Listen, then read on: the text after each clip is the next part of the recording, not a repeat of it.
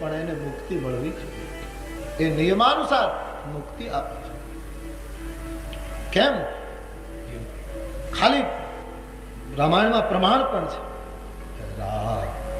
અસનામ સુનત દસ કંધર, મારી જ બોલ્યો છે.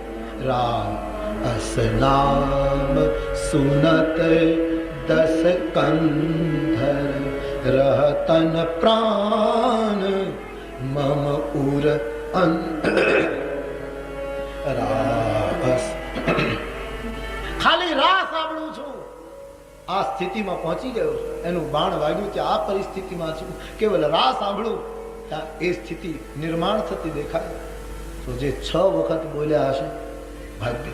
એટલે તો તુલસીદાસજી દશરથજીના મૃત્યુને, હા વેદના તો જરૂર થઈ છે લોકોને, પણ બાબાજી તો સંત છે ના, એટલે વધાયું છે આ મૃત્યુને. બોલ્યા છે જ્યાં પ્રાણ છૂટ્યો, અને તુરંત ગોસ્વામીજી ધન્યવાદ આપતા, એ મહાપ્રયાણને નમસ્કાર કરતા हमारे पूज्यपाद गोस्वामी जी बोल देते, जीवन मरण फल दशरथ पावा,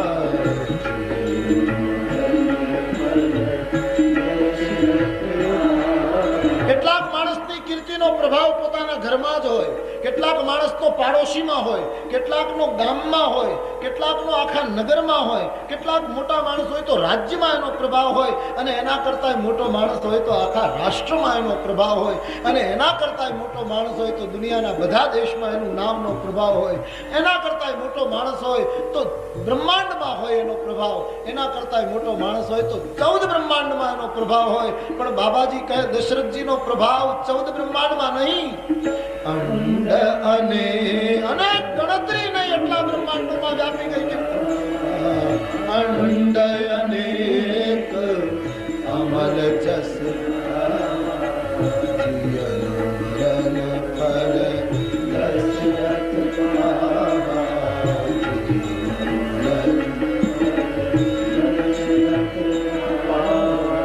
રાજવીની મહાનતા, એની પરોપકારિતા, એનું ગાંભીર્ય, એની મહાનતા, એના સદગુણોને યાદ કરી રાણીઓ રડવા માંડી છે. સચિવ સુમંત રડે છે, દાસ દાસીઓ રડી પડ્યા. અમારો અન્નદાતા ગયો. અયોધ્યા શોકાતુર બની છે, હાહાકાર થયો. લોકો મસ્તક પછાડવા લાગ્યા છે. વિધાતાને પૂછે છે શું બાકી હતું હજી અમારા ઉપર ગુજારવાનું. બાબાજી વર્ણન કરે પરિસ્થિતિ ખૂબ વિષમ બની છે. માનસકારના છે. વશિષ્ઠાદિ મહાત્માઓ પધાર્યા છે. વિજ્ઞાનના પ્રકાશથી બધાને શાંત કર્યા છે, આશ્વાસન આપ્યું છે. રાજનના શરીરને તેલ નૌકામાં રાખ્યું છે.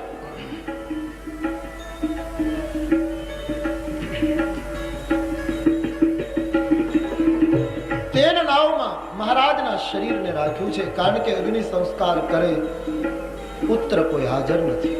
બાબાજી કહે છે જીવન મરણ ફલ દશરથ પાવા, જીવન મરણ ફલ અંડ અનેક અમર જસ છાવા, અંડ અનેક અમર જસ છાવા, દશરથ આવા, દશરથ આવા, દશરથ આવા, દશરથ. તેર નૌકાના શરીર રાખ્યું છે. વશિષ્ઠજીએ બધાને શાંત કર્યા. દૂતોને ભરતને બોલાવવા માટે રવાના કર્યા, પણ કડક સૂચના આપી કે રામ વનગમન અને અવધેશના પ્રયાણની કથા ભરતને ન કહેવી, કારણ કે માં કૌશલ્યાને ડર છે કે નહીતર ભરત રસ્તામાં રોકાઈ જશે, અયોધ્યા નહીં પહોંચી શકે. ભરતની કૌશલ્યાને ખૂબ ચિંતા છે,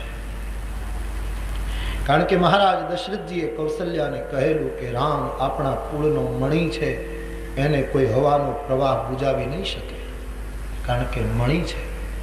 પણ મહારાજાએ વારંવાર કૌશલ્યાને એક વાત કહેલી કે જાને હું સદા ભરત કુલ દીપા. ભરત તો રઘુકુળનો દીવો છે, એને ક્યાંક વનવાસનો વાવડો ઉલવી ન નાખે, માટે એનું ધ્યાન રાખવાનું છે. દૂતોને કડક સૂચના છે. દૂતો પહોંચ્યા છે કઈ દેશ. જ્યારથી અયોધ્યામાં અનર્થો શરૂ થયા, ભરતજીને અપશુકન શરૂ થયા. રુદ્રાભિષેક કરાવે, બ્રાહ્મણો પાસે આશીર્વાદ માંગે, મારી અયોધ્યામાં બધા કુશળ. આમાં દૂતો આવ્યા, વશિષ્ઠ સંદેશ આપ્યો છે, ગુરુદેવ આપને યાદ કરે છે, રાજકુમારો આપ જલ્દી અયોધ્યા પહોંચે. બાર બાર પૂછ્યું છતાં વાત તો ન કરી, પણ સ્વસ્થ કેમ રહી શકે? આજે અયોધ્યાની જે દશા જોઈને આવ્યા છે, આંખમાં આંસુ આવી ગયા. ભરતજી જલ્દી અયોध्या पधारो. क्यों आप क्यों रोने लगे? महाराज और कोई बात नहीं, आप जल्दी करें.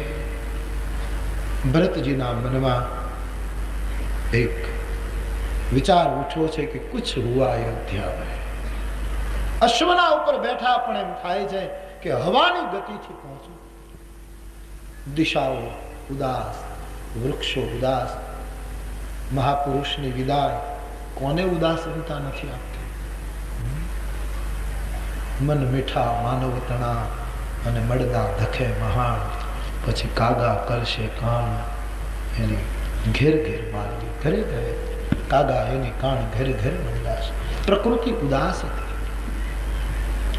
ઈશ્વરની વિભૂતિ, જેને પ્રભુ વિભૂતિ ગણે છે, એ જ્યારે આ જગત છોડે ત્યારે ઈશ્વરની સમગ્ર પ્રકૃતિમાં એની અસર થાય. કારણ કે એક વિભૂતિ ગઈ, એની અસર થયા વગર રહેતી નથી. અવધેશ તો વેદ વિદિત જેહી દશરથના. અને બીજા અર્થમાં કહીએ તો જેને ઘરે બ્રહ્મ દીકરો બનીને આવ્યો છે, એ મહાપુરુષની વિદાય.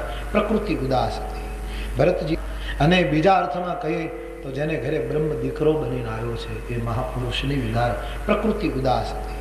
ભરતજી અયોધ્યા પહોંચ્યા. લોકોએ ભરતજીને સન્માન આપ્યું, કોઈ સન્માન આપ્યું, કોઈ બોલતું નથી. શ્રી ભરતજી કોઈને પૂછી શકતા નથી, આજ કેમ અયોધ્યામાં વધાય નહીં? આજ કેમ અયોધ્યામાં રઘુવંશની બિરદાવલી નથી બોલાતી? આજ અયોધ્યામાં દીપ કેમ નથી જલતા? આજ કેમ શામા સૂતર ઉપર નથી દેખાતી?